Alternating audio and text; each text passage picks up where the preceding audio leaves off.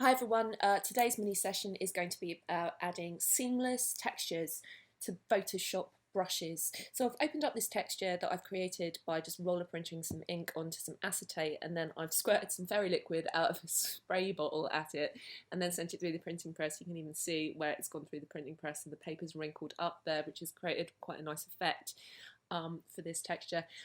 So I'm going to add this texture in on a brush. And back in the bad old days, if you wanted to add a texture to a brush, this is what people typically went and did. They went up to the edit menu and they defined their texture as a pattern. And then when you wanted to add it to a brush, I'm not going to bother naming anything today, I'll just call it clip texture, that's fine, hit OK.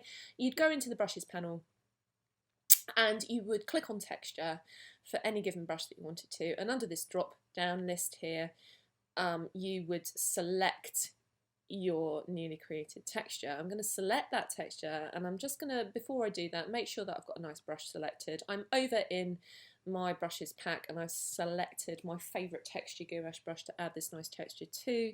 I've selected that texture on, and I've selected my last texture that I have made. I may need to adjust the depth on that so I can see a little bit more of it, and I may want to play with scale, and I may want to actually bring up my brush size as well using the square brackets on my keyboard.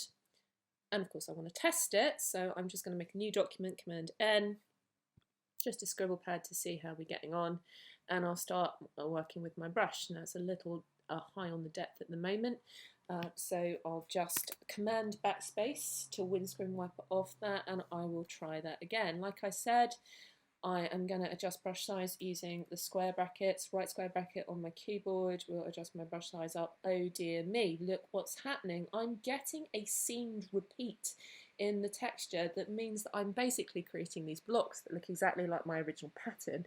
That's not the effect that I would like here. So I'm going to look at a way to make a nice seamless patterns instead. So I'm going to remake my pattern from scratch. I'm going to Command Backspace, remove that seamed repeat there, go back over to my clip texture, and I'm going to close up my brushes panel using that double arrow at the top of it so that I can actually begin to look at my texture in a little bit more detail.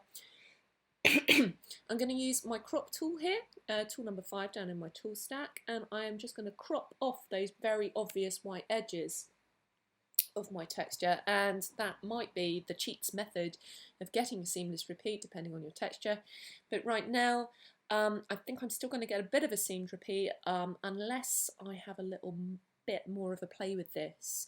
By the way, in Adobe 2020 you have now got a brand new patterns panel where you can access your patterns as well, and you can see my last one saved out there. My clip texture number 1 with that white background there is the last texture there in that list that I've saved out. So let's compare these two.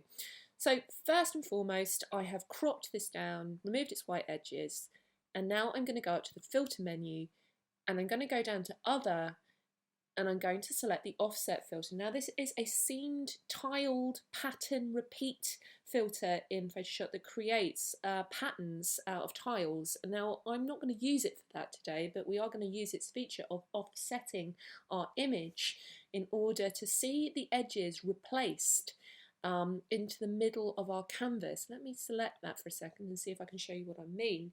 Now we've got some sliders here for horizontal and vertical positioning to create my tiled repeat, and what I mean by a tiled repeat is this top left hand corner is now going to seamlessly repeat with this bottom right hand corner, and so on and so forth for the other corners as well, pushing the edges, the original edges of my image into the centre of my canvas. And you can see this sort of cross that appears as I move those sliders there. I'm just going to push that into the middle of my canvas here, and I am going to hit OK. Happy with that. Let's now do a little bit of a cleanup job. I'm going to use my clone stamp tool for this, and people who've been in my classes before will know that I've got a special clone stamp brush. It's a nice soft edge brush. If you don't have access to this brush, any soft edge brush will do for this. And if you just click, it's going to say you haven't defined a point yet. That's true. I need to hold down the Alt or Option key in order to pick up an area of my image, and I'm just going to blend over that cross area, and I'm going to pick up a couple of times here from different areas of the image so I don't end up with anything that's too repetitive in terms of my pattern. And I'm just going to keep holding that Alt key in order to pick up different areas of my image and just blend out that cross until it is virtually invisible. And I'm doing this in real time. This isn't a here's one I made earlier kind of conversation. Do be careful when you're using the clone stamp that you don't end up just sort of stamp repeating over and over again certain areas. I've seen people use massive brushes, grab an area that's very repetitive and sort of stamp, stamp, stamp, stamp, stamp, and you will end up with something that looks a little bit unseemly if you do that. Haha, unseemly.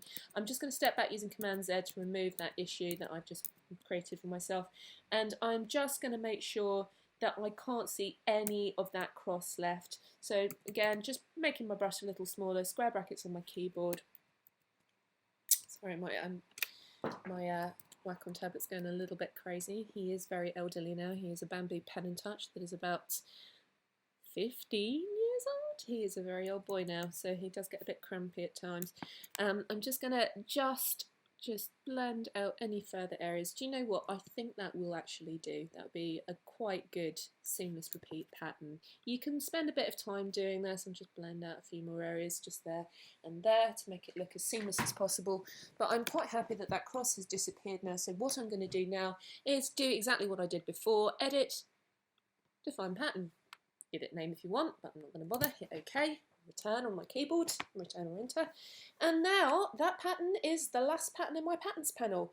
Go back to your untitled document, go back to your brushes document, your brushes settings panel, so that we can start to add that texture in. So again, same brush as before, just make sure I'm not on clone stamp, go for my brush, and I'm going to go and grab the texture, go to the drop down list for textures, and I'm going to select the last pattern, which is the seamless one.